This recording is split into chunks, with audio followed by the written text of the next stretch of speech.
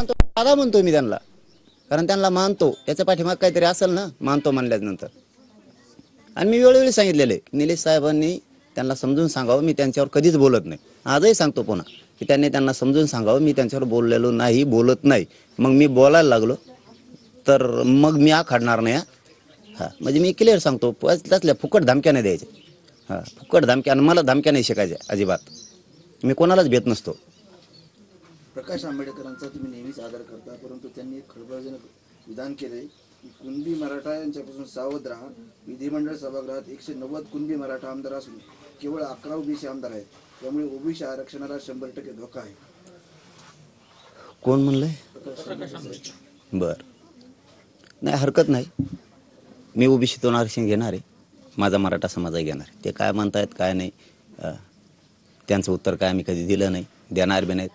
त्यांनाही आम्ही प्रत्येक वेळेस त्यांचा आदर करतो. समाजाने केला, समाजही त्यांचा आदर करतोय.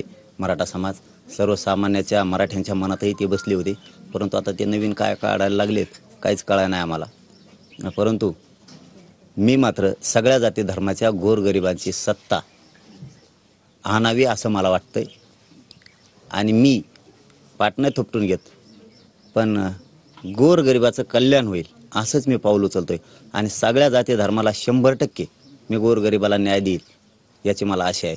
आणि मी सगळ्या जाती धर्माच्या गोरगरिबाच्या पाठीशी उभा हमेशा राहतो. आणि तसं जर काही घडलंच तर गोरगरिबा इतकं कल्याण कोणाचंच होणार नाही, कारण जर गोरगरिबाची सत्ता आली तर. मराठा समाजाला राग काढायचा असेल तर त्यांनी शरद पवारांकडून काढावं. त्यांनी 40 वर्ष आरक्षण दिलं नाही. उद्धव ठाकरेंच्या काळात आरक्षण केलं. मी मराठा म्हणून सांगतो, त्यांच्यापैकी एकाने आपली बाजू मांडली नाही असं भाजपचे राम कदम यांनी म्हटलंय. ते बी उठले का आता अभियानात? ते लय दिवस चांगलं चाललं होतं त्यांचं. त्यांनाही समाज मानतो खूप. ते घाटकोपरवालीच ना, दहीहंडी, ते त्यांना बी चांगले दहीहंडी मुळे लोक मानते. देवधर्म करणारा माणूस आहे. जत्रा बी काढीत वाटतं ते ट्रॅव्हलनी, तेच ना. हां, मग आता इतकं चांगलं त्यांच्याबद्दलचं मत असताना त्यांनी कशाला याच्यात उडी घ्यावी फुकट याच्यात कामानं धामाची? काय गरज नाही ना. सगळ्याला माहिती आहे ना, 40 वर्ष कोणी काय नाही दिलं, 70 वर्ष कोणी काय नाही दिलं. तुमच्या नेत्याने बी किती बाऱ्या दिले, किती बाऱ्या घातलं, सगळ्याला सगळं माहिती. मानणाऱ्या लोकांनी मी म्हणतो पक्ष चालवायचा किंवा नेता चालवायचा म्हणून हे करू. यांना काय झालं बघा, यांना काही सुचालय, तुम्हाला खरं सांगतो मी. म्हणजे त्यांनाच नाही म्हणत मी, सत्ताधाऱ्यातल्या लोकांना काही सुचानच काय करावं ती. म्हणजे हे दडकुडं गुताना बी, हे मागं बी सरकारना, हे भेद बी नाही. हे गोरगरीब मराठे मोठं करायला चाललंय, आपलं सरकार जातंय का काय? म्हणजे हे असे रात्रंदिवस मी म्हणतोय भाकरी खातात नुसते ताकच पितेत वाटतं.